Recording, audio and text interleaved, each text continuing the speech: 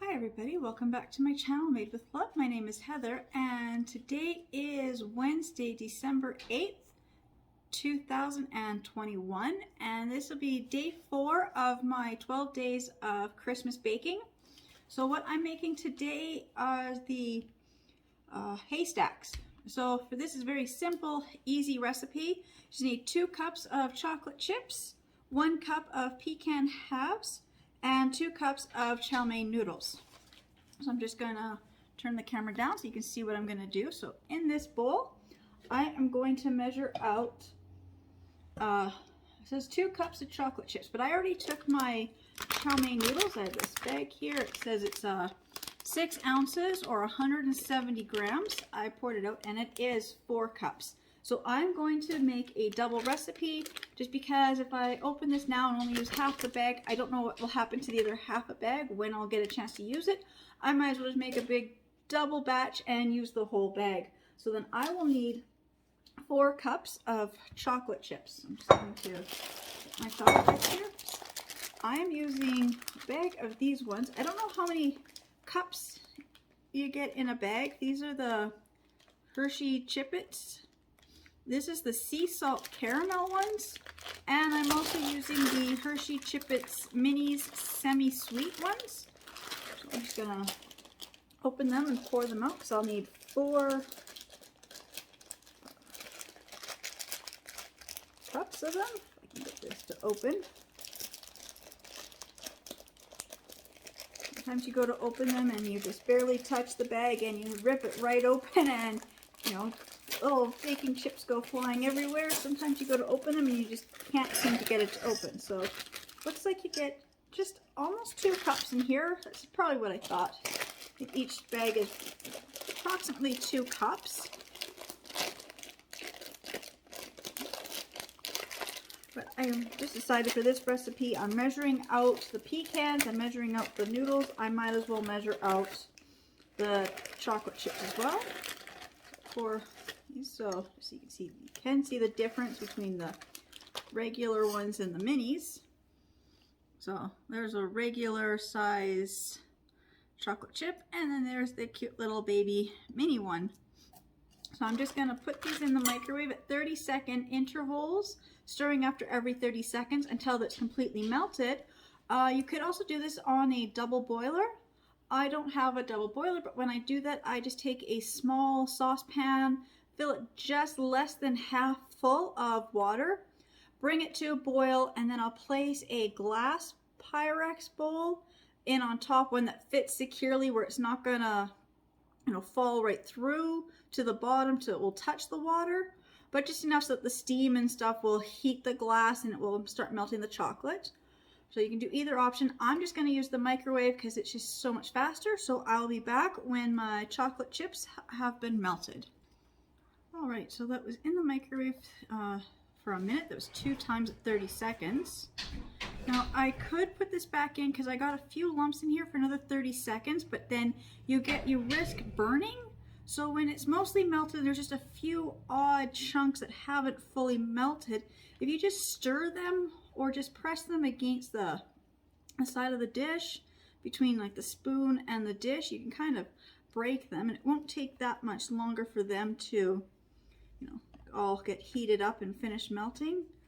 So that's the one thing with chocolate, it is so easy to overcook chocolate and burn chocolate. I have done that with the melting wafers. When I was first doing this type of baking a few years ago, or a couple of years ago, when I was first starting to use like melted chocolate and the melting wafers. Oh, sorry, I had to put my puppy outside. Somebody with a dog just walked past our gate, so I don't want her barking. So I was saying, yeah, so one year I'd done that. One of the first years I had used the melting wafers, I didn't think of stirring all the way through to the bottom. I just saw that the ones on the top hadn't melted, so I put them in for another 30 seconds or 40 seconds or whatever it was without stirring, and the ones on the bottom just totally burned, and I could smell it. It was just a horrible smell. So if it looks like it might need some more time, just stir a few minutes. And if you can really tell that it really does need a few more seconds, put it in then. But give it a good couple stirs before you, especially if it's been in for already a minute to a minute and a half. It shouldn't take that much unless you're just melting too much chocolate, or if you're in a hotter climate where you keep your chocolate in the fridge, because I do have friends who do that. They keep their chocolates in the fridge. I don't. I just keep mine in my pantry. My pantry is actually cooler than the rest of my kitchen, so that's a pretty handy thing.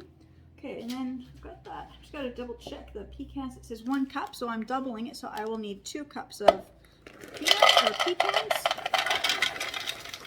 Oh, I've got just a little over 2 cups here. I know I'm using a wet measure to measure dry ingredients. I know like you shouldn't do that, but so I just grabbed my measuring cups quickly. So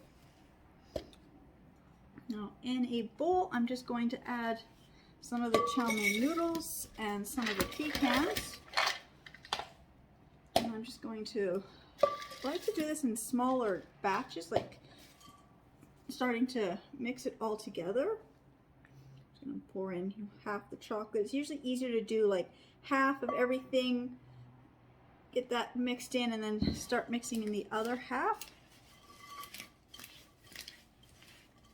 What you want to do is you just want to keep stirring and mixing it until everything is fully coated in the chocolate. And if I need to, I can always melt more chocolate. I'm just going to add the rest of the chow mein noodles and the rest of the pecans. And I'm going to scoop out the rest of this chocolate.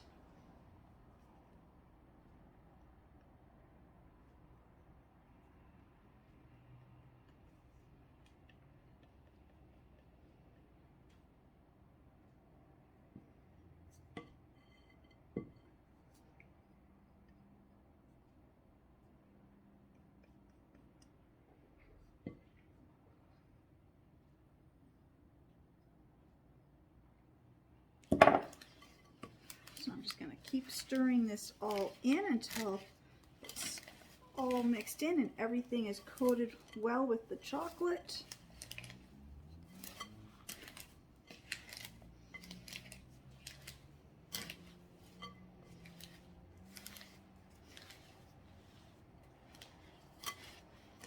This is going to just take a couple minutes, so I'm just going to pause here and I'll be back when I get it all mixed in. Alright, so I've got it almost all stirred. I thought that I might have to melt a little bit more chocolate, but I found a big patch of chocolate stuck to the bottom and up the one side. So just I'm going to keep turning the bowl over, pulling this up one side, and just making sure there's no more spare chocolate just stuck to the sides or the bottoms of the dish. That looks good. All looks well mixed, incorporated together. So now I'm just going to grab a spoon. I'm just going to grab a spoon, and I've got my cookie sheet here already lined with parchment paper, and I'm just going to scoop this up and drop it by just a scoopful on the parchment paper. I'm not sure how many haystack pieces you'll get. I guess it kind of depends on how big you want to make them, how small, I guess. It also depends on if you crush your chow mein noodles. I don't. I like to keep mine a pretty good size. Same with the pecans. I like to keep mine like a pretty good size. So people get like a good chunk of noodle and a good chunk of nut. And you can use this, you can use it with or without the nuts. You can change out the nuts if you don't like pecans. Sometimes I've added coconut to this too. I usually make these I've never really made them for a Christmas dessert thing. I usually make them for Easter.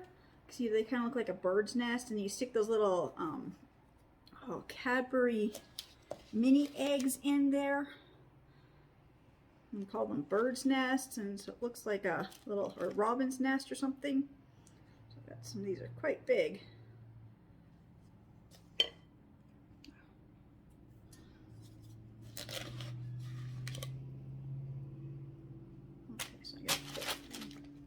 here. I think I can put this one just over just a little bit, and I'll stick another one there. So it looks like I can fit about 8 on each pan. And those first 2 I made, I'm going to add a little more to them because I can tell I started making them a lot bigger because I got so much here. I'm going to add a little more to this one, and these pieces that fell I'm going to add to this one. I'm just going to set this pan to the side and grab this other pan. You can tell I'm still using the same parchment paper. I'm just going to keep using it until I can't really use it anymore. You know, I just think it's just kind of a waste to, you know, like take your wax paper, parchment paper, and I mean, they're double-sided, so you can use both the sides of the paper. Just turn it over a couple times, you know, making cookies. It's the same type of cookies, you know, like why not use the same piece of paper? Just, you know, I wipe it off, make sure it's clean of like dust, you know, other baking remnants or pet hair, especially at my house. Pet hair is something we always watch out for. 2 cats and a dog. As careful as you are with, you know, certain things, you know, trying to keep the kitchen clean. We've got kids and pets, you know, things do get contaminated at times, so you just have to watch out for that. I know my husband is really overly clean on some things, so he will take dishes right out of the cupboard and rewash them before he uses them.